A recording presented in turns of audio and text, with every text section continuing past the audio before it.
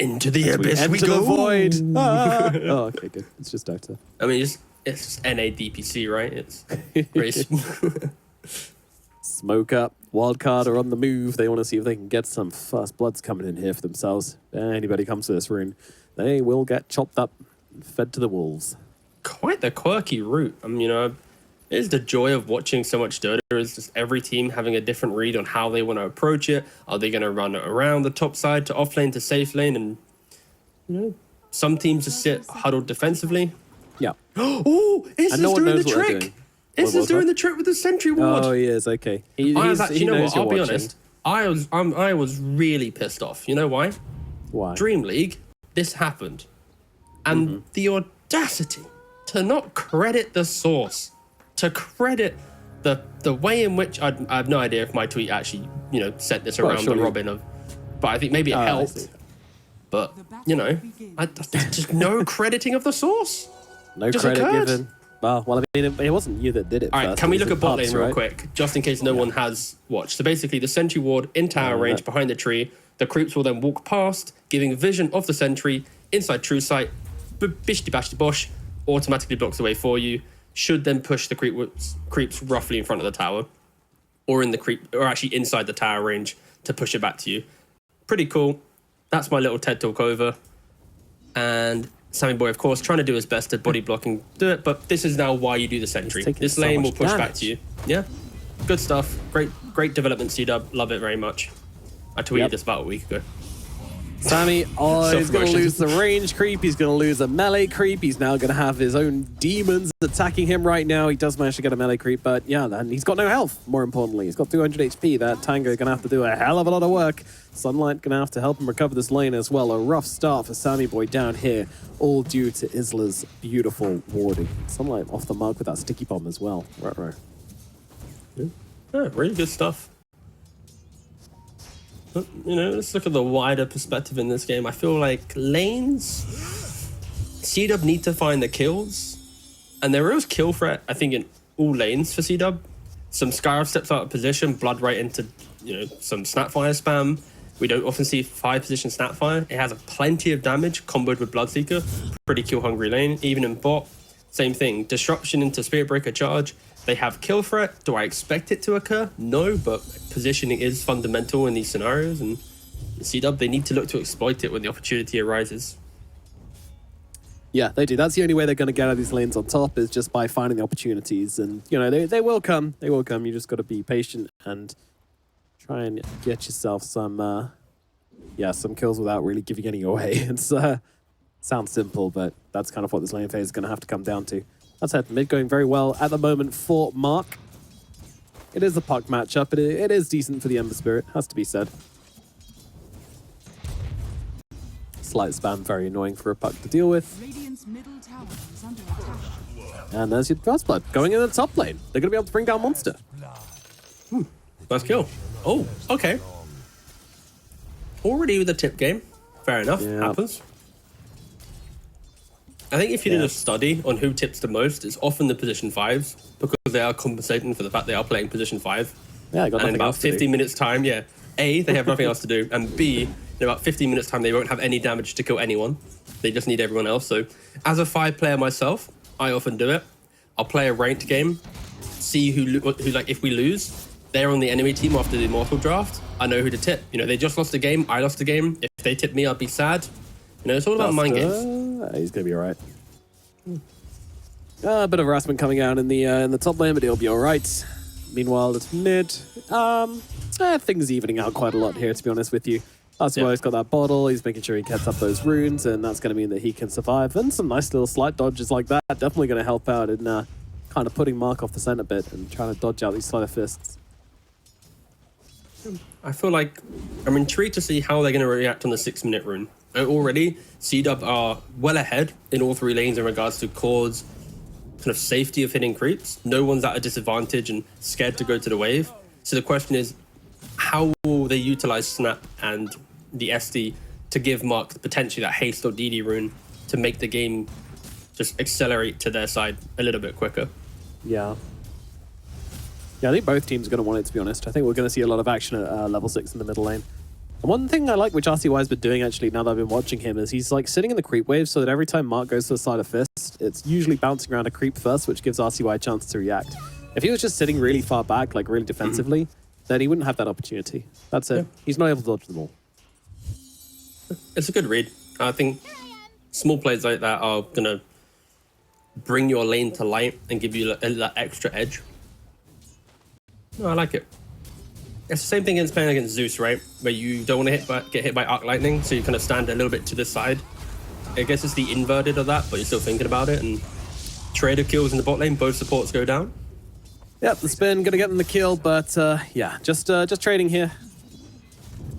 I think the winner though in this scenario is Sammy Boy getting the kill. The fact that he gets his phase boot sooner, SD gets the kill on the Dire side, which means it's not as if you're seeing Spirit Breaker get his phase boots instantly from the kill. He's close, but it's not instant. Yeah, Jugsway is coming out right now, which is going to be a very big advantage in this bottom lane.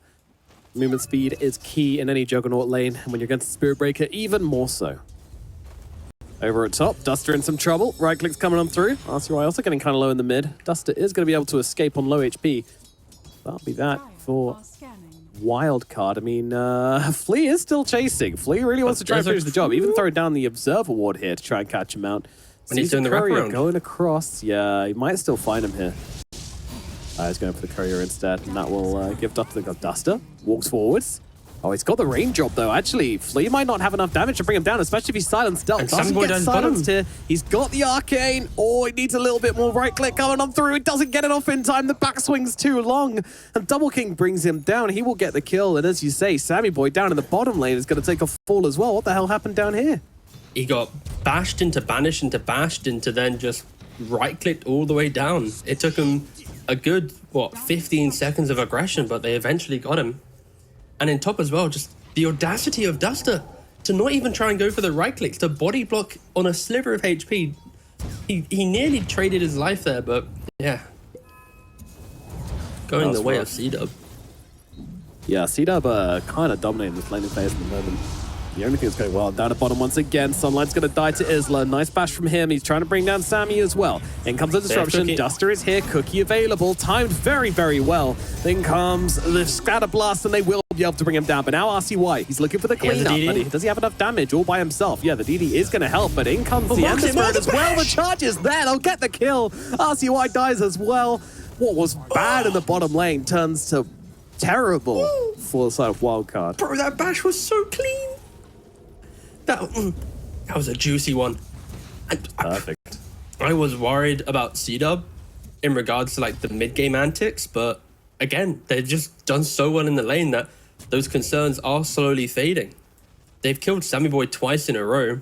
He just hasn't respected what Spirit Breaker SD can do in regards to that aggression, and all three cores are doing very well. Sure, the Beastmaster's just on the edge, but the fact that you're seeing Spirit Breaker and Bloodseeker just thriving right now, Wildcard, they need to sync up their puck with the techies in the sky. If these three heroes are not in the same lane, I'll be surprised if kills are going to occur.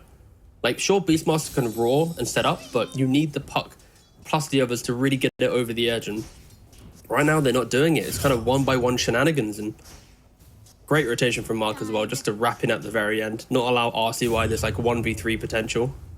Yeah, and it's kind of expected, you know, like still a good read, but also like just the counter rotations are such a common thing these days.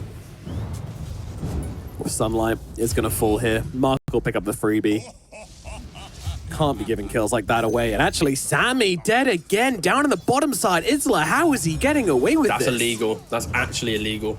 That is insane. And let's start going on RTY here. I'm not sure he's getting out of this one. He's got another orb available in 2 seconds. Okay, he will be safe. Force him to pop the coil, though. Flea, you're actually going on to Sanctified here. Not going on to Mark, surprisingly. Guess he thinks that Mark still has a bit of survival left. I mean, he's got a lot left on that Flame Guard at the very least. And now Flea gets it turned around upon him again. RTY's charging as well. They're linking up so damn well, and now Puck in trouble, does get the orb away. Duster trying to chase him, won't quite have the range on him. Sunlight jumps through the two of them with the blast off, and will get to safety under that tower, though. I say that, Mark comes through, and he's going to be able to cut down Sunlight. It's another kill, 1 and 11 right now, T. Wildcard are just not playing Dota right now. They're running one by one, just not utilizing each other, and CDUB are punishing it perfectly. Duster even nearly clipped the puck with a scatter blast on the tower as he was going for the techies. 11 for 1. What? 4 on 5 minutes of Dota have just fully destroyed Wildcard's ability to play this game. They need to, you know, stabilize themselves, because if it continues going down this route, then it's going to be quite doom and gloom. Honestly, like Wildcard need to find some core kills, and but they need levels. They don't have levels in their support.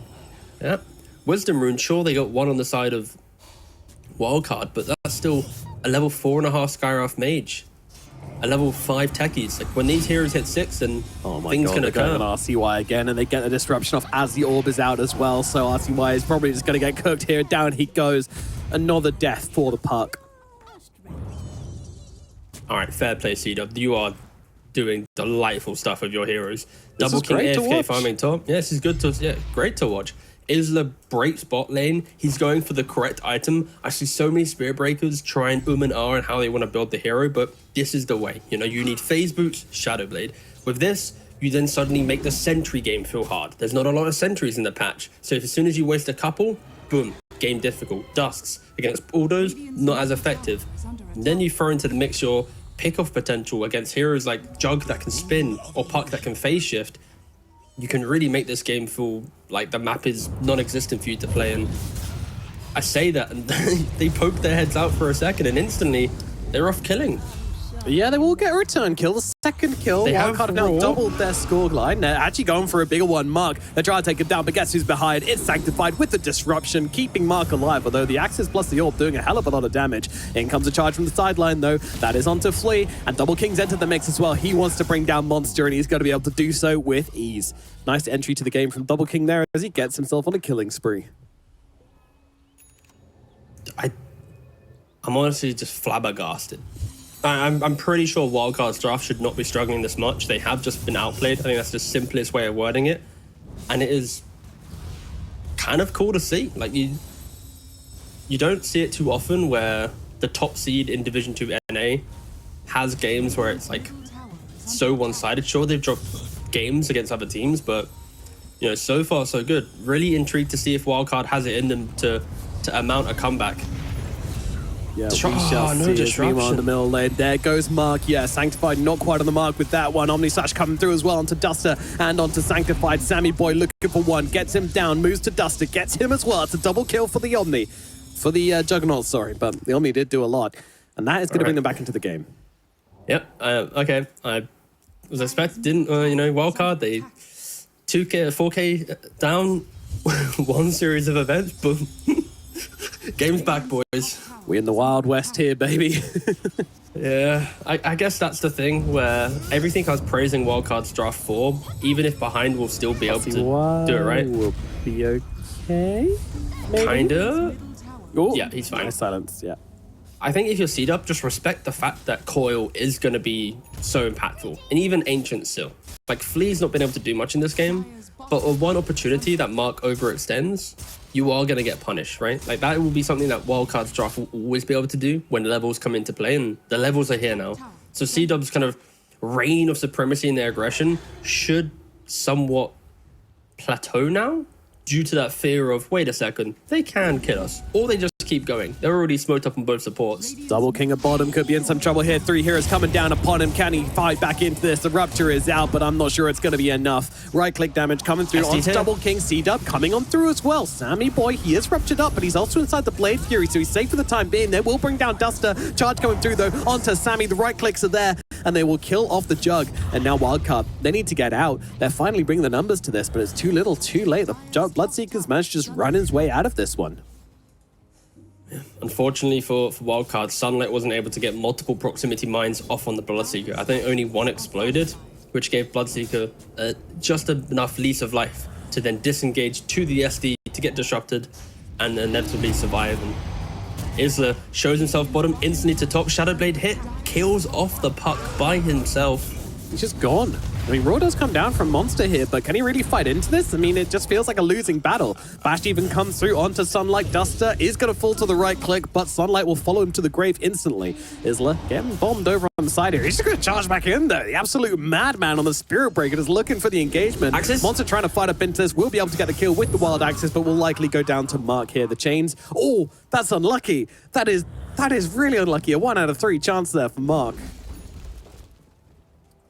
But that means the Beastmaster gets away. So, honestly, a tower, a couple of kills, trading in for your techies, that's all right for Wildcard. I mean, there's been roughly like 2 kills each minute right now. Like, yeah, what do you say in these games? It's so much action, so much aggression. I think if we look at Beastmaster, though, he's going to be such an important factor for me because he's not going for this Ags meme build that we see. And I think this Ags on Beastmaster, situationally incredible. Farming capacity, way to play the map. But I think there are games where just going for Helm of the Overlord, having the Vlad's component in play, a creep to push out waves, is always going to be like a good option. And I think some Beastmasters have kind of forgotten the choices that they have and just kind of follow the meta, right? And in this game, with a Juggernaut, the amp up that you want to provide, just the aggression, Helm of the Overlord, I think, has better scalability in the game than becoming the let me just waddle around the fight with that, like Ags. Like Ember, you're never going to be in range. Playing for the later options as well. You're just not as powerful early on when you go for the Ags. Exactly. Also against melee heroes that are elusive, how often are you actually going to be in melee range to get the Slom drums going? Like Ember, Spirit Breaker, Bloodseeker, they're all very in and out of the fight style heroes.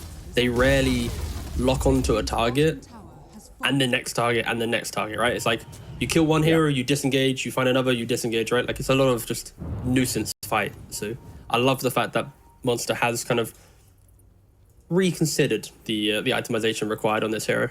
And he's only, 800 gold away. Sunlight is in deep here. Yeah, he is going to be seen immediately just dropping bombs down. I mean, he's got himself this mech going for the TP out, but Flea's also coming very deep here as well.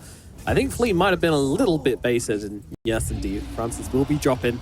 Isla with the charge, looking... No, that's not a hero. That's just a creep wave. Got him good. Yeah. Yeah, honestly, not the worst, right? You bring, 4 heroes, and we saw it in the team comparisons earlier, right? The CDUB assists compared to Wildcard. This is probably what we see here, right? They brought 4 heroes on CDUB to scuffle with a support, and then a secondary support appeared and they killed him instead. Meanwhile, Jug's pushing up bot, Puck's mid. You know, like, this is where you see the difference in teams potentially, where a team that's in the lead might get carried away and take every fight possible, whilst a team that's behind will kind of tactically throw bodies in to get gold elsewhere. And this, the net worth. At one point in the early game, 3 heroes on the side of CDUB, all cores were at the top. But now, through the absence of like correct aggression, Jug and Beast are slowly creeping their way up. RCY, let's not talk about him. He's currently, hemorrhaging his net worth. But yeah. And also, a 60-minute Wisdom Room just got picked up. So a lot of forward-thinking, aggressive plays are coming from CDUB, not really thinking about their own side of the map too much. So yeah, the game is very much stabilized. I'm interested to see how RCY can kind of come back into this from this really bad position he's in. Like, he's only got 2,000 more gold than Sanctified. It's a tough spot. So he needs to find a way to have impact without money, which can be pretty damn tricky as a puck. Bro, this Techies has no mana. He's got a mech. All of his spells cost like 100 mana plus. And mech costs 100. Like, he uses like each spell once. Plus mech. But occult bracelet. There you go. Sorted. Really? The 4 attributes really helping him out, boss? It's the passive. Well, actually, check. Let's see if it... 0.5 mana regen up to 5 stacks when you get attacked. So all this time where they're going on techies, they're actually just giving him mana. Wild. Shit. It's crazy. You literally can't attack him. You don't want to give him that 0.5 mana regen. Sammy kills a courier and should kind of realize that there's heroes in this area now and doesn't really seem to care. I It's a bit of a chat, really. Mark, he's getting jumped. Coil snapped. There comes the flare. Ooh, he's able to just sidestep there because the flare was kind of to the right-hand side, so that is unfortunate. Now they can look for a bit of a turnaround. RCY, he's been ruptured up. He's in a tough position right now. Does have the orb, plus the ethereal jaunt. Does get the max distance jump to not trigger the rupture, but Flea's jumped in. The healing ward is OP. Raw coming down onto Sanctified. They're all full health now on Wildcard, and they're ready to re-engage in this one. They take down one hero. Double King, he's under the effects of BKB at the moment, but he's just tanking that entire Omni Slash. Hands it off over to Isla. Says, there you go, bud. You can have that in a certain time. He says, all right, I'll slice up a cow, no worries. Meanwhile, jumping forward, once again, going on to the Ember Spirit, and they'll bring him down as well. Wildcard are recovering massively in this game and in this fight. I kind of got baited. I thought CDUB's early game, they'd hold it down, but nope, Wildcard there. They're back in their stride, just deciding to take the correct fights. And yeah, their draft is perfectly good. I think I mentioned how Healing Ward is unkillable in this game. All of CDUB's spells thrown into the mix. The only reason we're seeing these heroes pump out damage is Healing Ward kept Sky alive to then push everyone back into the fight. So they survive the onslaught, turn around, run back in. Like, CDUB has issues. Like, they physically cannot prevent this healing. They need to be very careful with how they initiate. And I think rupturing the puck, especially when he can disengage with Orb to then take 0 damage from Rupture, distance himself from Mortimer Kisses, like, these are the small things that will make or break CDUB's fight right now. I love watching that. Sorry, that was a Spirit Breaker charging someone. Oh, go on. Yeah, well. Just as they were going through the portal, so he runs all the way up to the portal and then just immediately turns around. Now that would be a very... Like, I'm not condoning griefing, but if you ever wanted to do it, just... You and Spirit Breaker just coordinate gate to gate to gate to gate to gate to gate, you know? Yeah. One thing I think they should change is how Spirit Breaker changes direction if someone like teleports or like moves across the map. He just immediately changes on like an absolute hinge. Surely it should be a more gradual, like Pango's Rolling Thunder, you know? Like a curve. No, that's the beauty of the hero. He's got phase boots, you know, the 0 turn rate, and then he's got like boulders. Like, he's a zoomy boy. He's a space cow. What, you think exactly. he needs to, with like, that amount of momentum, drift? he's like... What? No, he's like got so much momentum, it would be impossible to change direction at that speed, right? You want to do like a wide arc, you know, when they change direction. We've only just got Spirit Breaker back into the meta, and you want to make some scuffed patch notes to try and get him out of it again? I sure do.